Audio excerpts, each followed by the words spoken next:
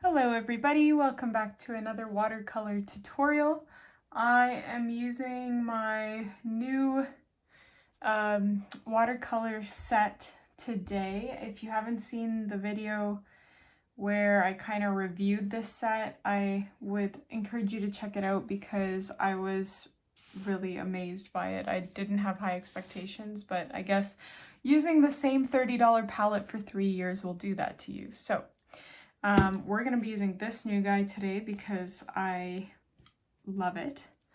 And I'm going to zoom in because we're going to be painting very simple little, I don't know, I guess you'd call it like clip art watermelon slices. And this is just a very simple little painting that you can do if you are bored, and it's just something to break up all the landscapes that I've been painting recently. So here I have my size 1 by Winsor & Newton, and you can take any pink that you have. I have to kind of experiment with the pinks here because with this palette, the color that you see is not the color that you get when it's wet. So I just have to kind of experiment a little bit with the colors before I settle on one. So I'm going to mix these two together, which will create approximately the color that I need. These are super opaque. Very, very impressed with the quality of these. They claim they're non-toxic, but I kind of find that hard to believe. I don't even know if there's any regulatory body that regulates whether you can put non-toxic on your product or not. But anyways, so I'm gonna have 2 shapes of these slices. The first one is going to be just a classic triangular shape. So I'm gonna concentrate, I'm gonna start at the tip of my triangle, and I'm basically painting a V like this. And then what we want to do is rinse out our brush, or take a new brush if you don't want to rinse out the color, and using just water, you're bringing that water in to where your pigment is.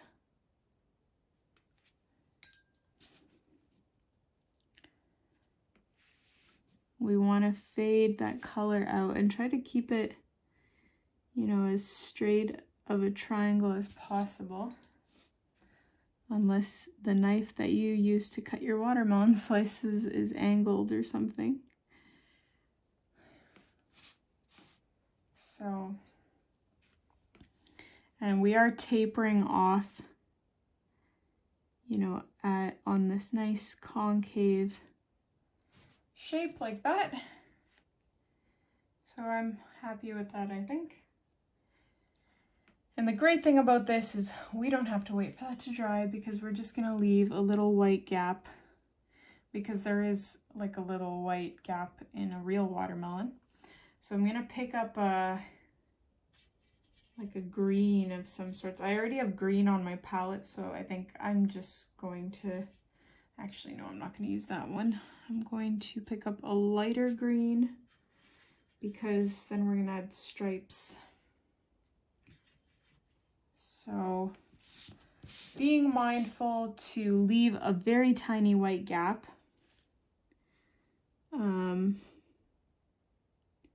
We're just following the contour that we painted.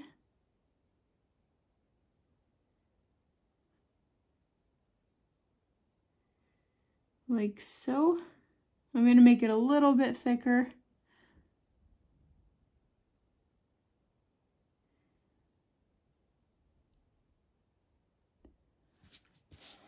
I think I made mine a little bit too contoured, but you get the gist.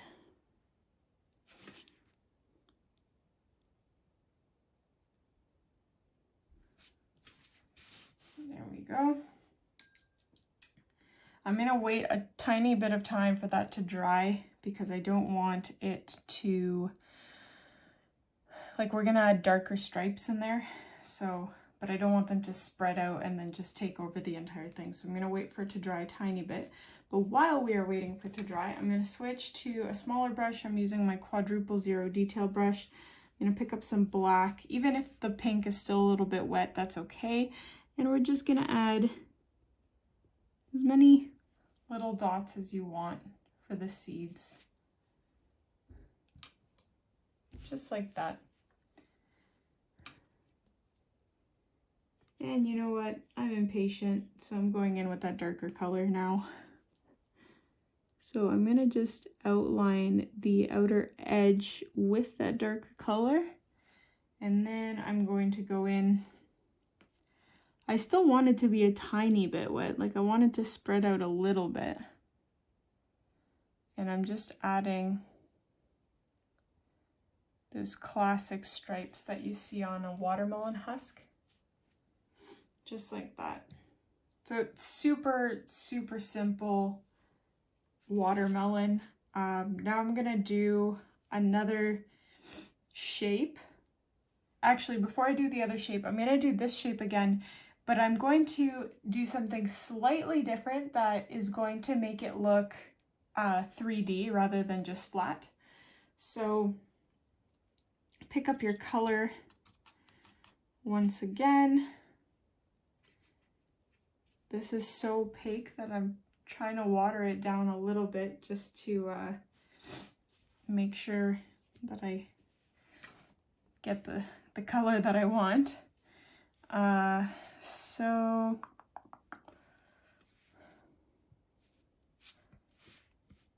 let's see, so we're gonna do the same thing where we paint a V, a triangle,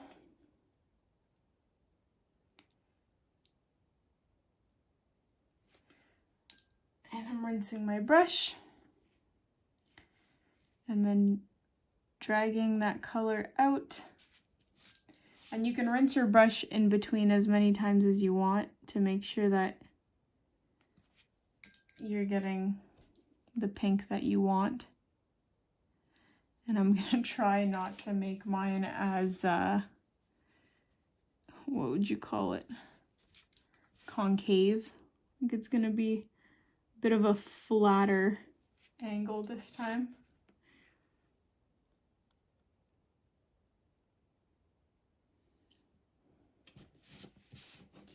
Okay.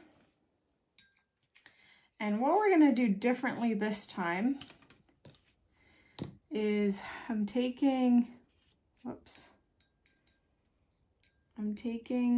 that pigmented color that we used for the base here, and I'm gonna just like have a little line that is gonna come like this. And then the key is, instead of the end, like the triangle point, instead of it being totally pointed, it's going to be flat because you're trying to create this 3D looking shape, but mine's still a little bit too wet, like that color bleeds out. So I'm gonna wait just a tiny bit for that to dry. I want to pick up some of that color though because it's a bit darker than I want it to be. Actually, this is another way of doing it. Instead of drawing or painting on a darker line, you can just pick up color in that area and then it creates exactly the same effect.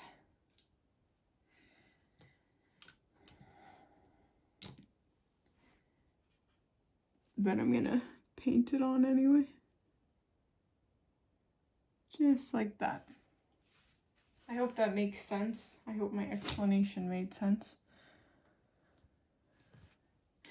And then the rest is exactly the same. So, you know, you're gonna grab your green, whatever green that you want to use. I'm sticking with a lighter green initially and then going in darker.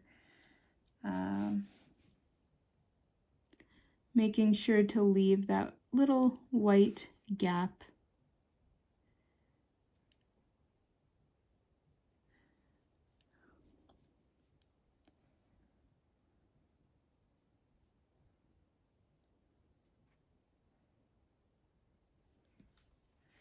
Like so. And then picking up the darker color.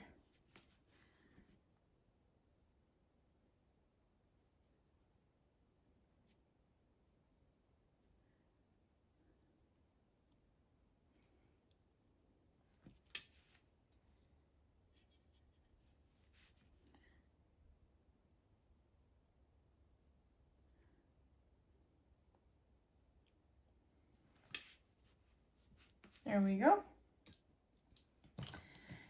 And once again, making sure to add my little watermelon seeds in there.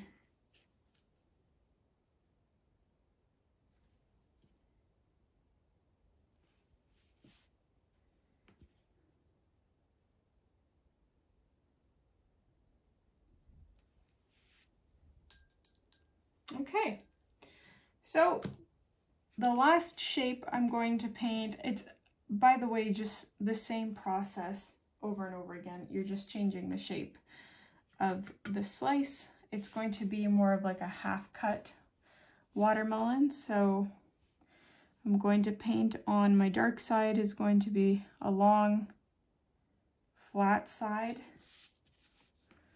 like this. And then I'm rinsing my brush and spreading it out.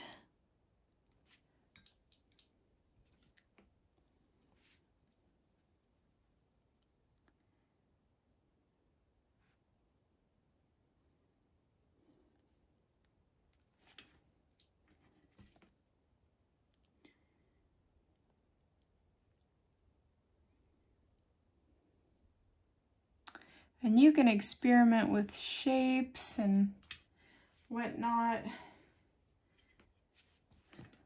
I have, I think 1 or 2, maybe even 3, I don't know. I've been doing this for so long that who knows. But I've got at least 1 or 2 other tutorials on watermelon painting that are much more detailed. Like, they're not really meant to be this simple clip art, but more of like a, like you clearly put in more time into it kind of watermelon painting. So you can go check those out if this is too simple for you. I'm mostly doing this for myself because, you know, there's only so many landscape paintings you can think of at once. So this is just a nice easy break. So anyway, the difference here, we're still leaving that little gap, but instead of your darker accents on the husk running perpendicular to the pink part, they're going to be running horizontally. So I'll show you what I mean in just a moment.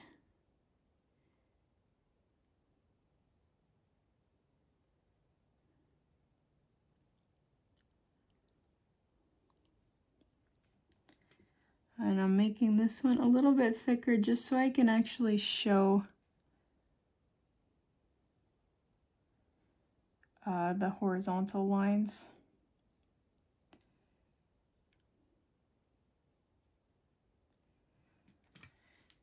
Okay, so I'm switching. I'm not even bothering, or maybe I've just forgotten to say when I switch my paintbrushes. Just do what works for you, but I did switch to my quadruple 0 for this part. So I'm gonna have this time a darker stripe running both on the part closest to the pink part. Oh dear, I just dipped my sweater into the green. Luckily my sweater's green-ish. And then I'm also gonna have a darker stripe on the top as well.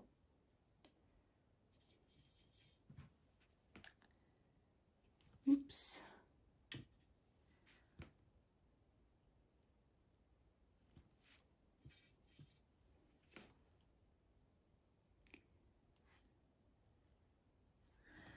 Like so.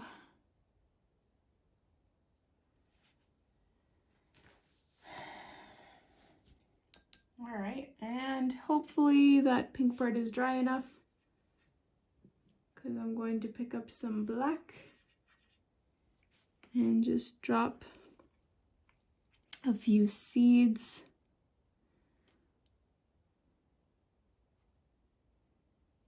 into our watermelon.